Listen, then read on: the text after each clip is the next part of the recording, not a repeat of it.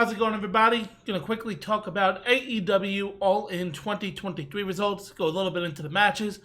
So, the dark matches on the on the 0 hour pre-show. MJF and Adam Cole defeated Aussie Open to win the ROH Tag Team Championships. A lot of story was into this match, just the fact that MJF's neck was pretty much hurt throughout the match. So that went into the main event. We'll talk about that a little bit more as we get to the main event.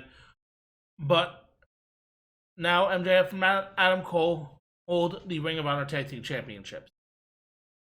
Then in the other pre-show match, we had Hook defeating Jack Perry to regain the FTW Championship in an FTW rules match. So basically a no disqualification match. The one big part of this match really is when Jack Perry did a suplex onto a car. Said that he used real glass, and that kind of caused a stir backstage as the reports are saying that he and CM Punk got into a physical altercation, bringing that back to Collision where the rumors were swirling. But speaking of CM Punk, we opened up the show. CM Punk defeats Samoa Joe by pinfall. Punk gets bloodied a little bit here at the beginning. It was a lot of fun to see this crowd really engaged. And CM Punk wins with a Pepsi plunge. The commentators didn't know it was a Pepsi plunge, apparently, as they called it a pedigree. But this match went 14 minutes. It was a lot of fun to open up the show. The crowd was really into Samoa Joe as well. Then we get the next match, 6-man tag, Konosuke Takeshita and Bullet Club Gold, which is Juice Robinson and Jay White, defeated the Golden Elite, which is Kota Ibushi and Kenny Omega, as well as Hangman Adam Page.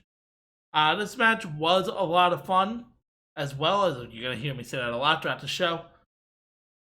But really it was a story just to get Takeshita versus Omega into All Out next week. It really seems like felt a lot of fun, but this match did go 20 minutes, and the crowd was really digging it. It was a lot of fun.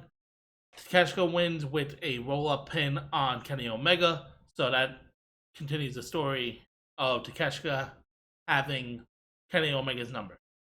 Then we go into the Tag Team Championship match.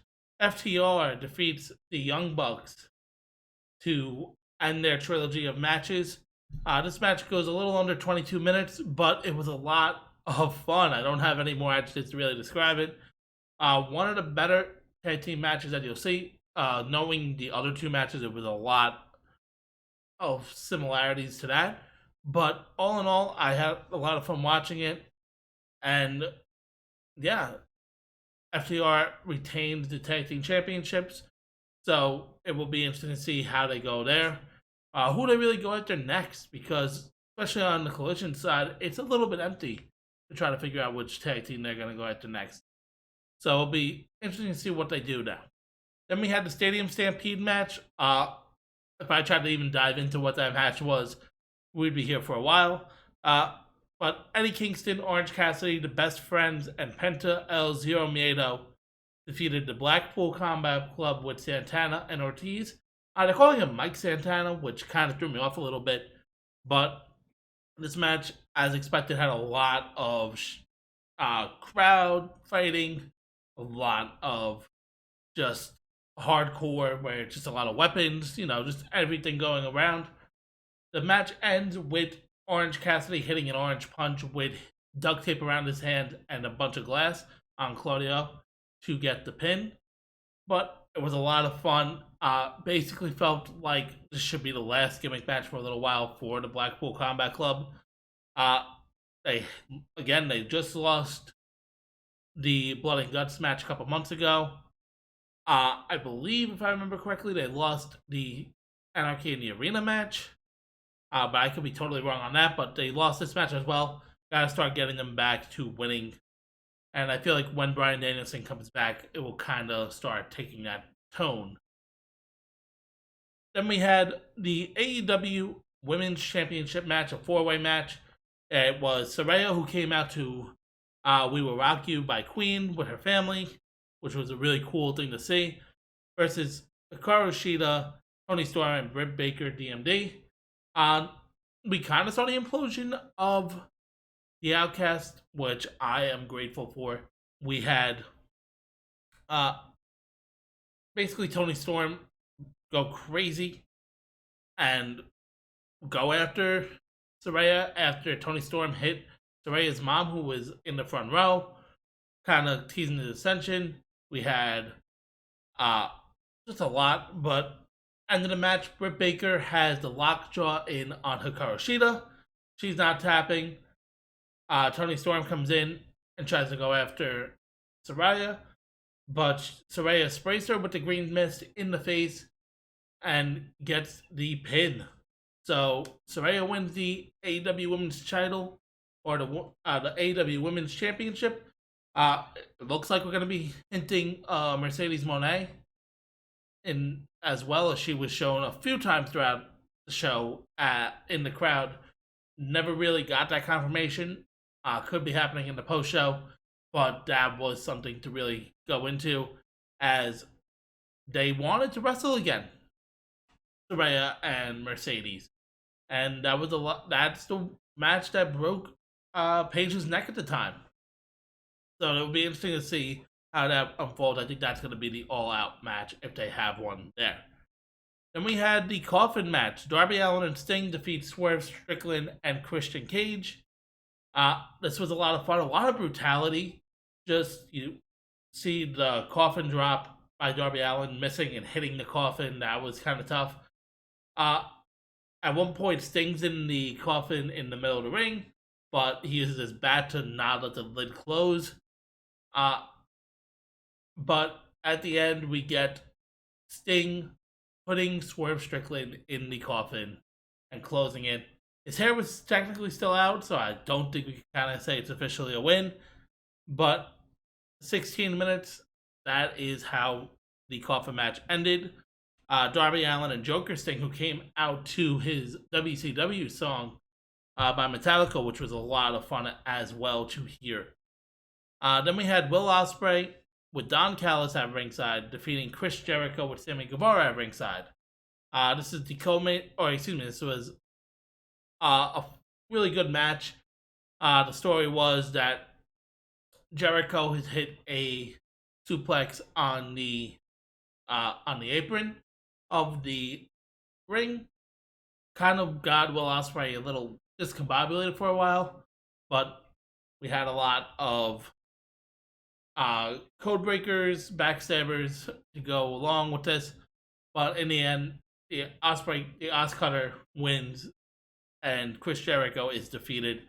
I kind of like the Chris Jericho entrance. Kind of reminded me of the Weekend meme from the Super Bowl. Just the way he came up from where he was originally playing to eventually going down. Just kind of gave me that vibe.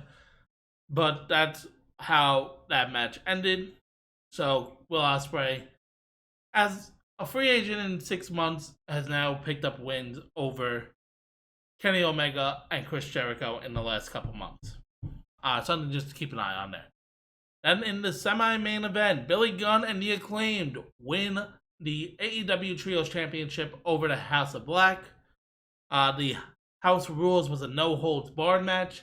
This match goes all over the place. The Acclaimed hit the scissors on Julia Hart, but this match eventually has Billy Gunn and The Acclaimed pick up the win. Looked like Malachi could have tweaked his eye muscle, kind of looked like. I could be totally wrong.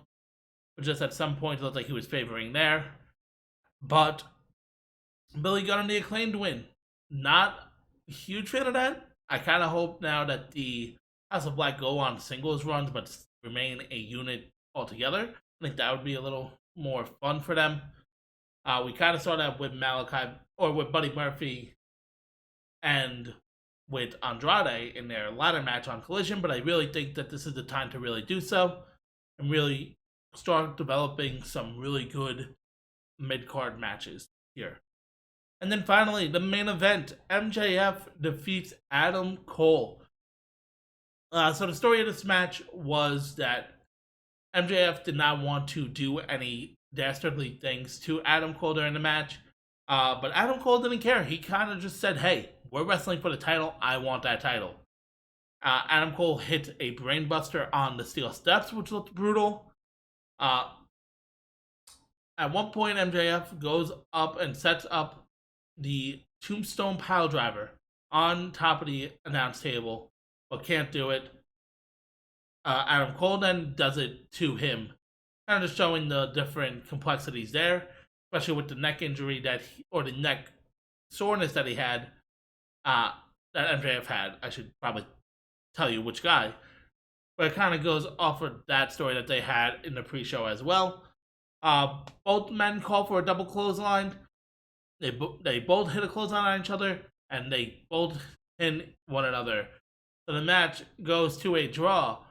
But Adam Cole says, "Max, we can't end it like this. 5 more minutes." MJF says no. He says, "We're going to wrestle until there is a winner at fucking Wembley Stadium." And the crowd went ballistic for that.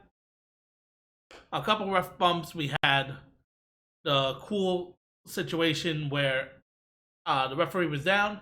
MJF grabs a steel chair from ringside.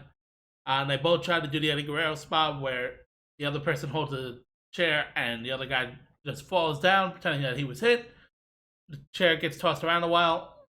Eventually, MJF ends up with it in his hands. He just puts it around his neck and lays down, and the referee thinks that Adam Cole hit him. I thought that was a really funny spot to put in this match. I also liked that we had Roderick Strong come down. He basically says, "Hey, hit MJF with the AEW title." Adam Cole can't do it. MJF rolls him up, and MJF wins the match to retain his championship.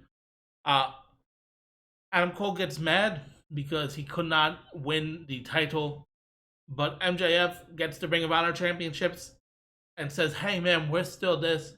We're still buddies." Then MJF gets pissed off and he says, "Hey, were you just using me for that AEW title?" And MJF says, "Fine, do it." He turns around and tells Adam Cole to hit him then with the title. Roderick Strong comes back out. He's trying to tell Adam to do it.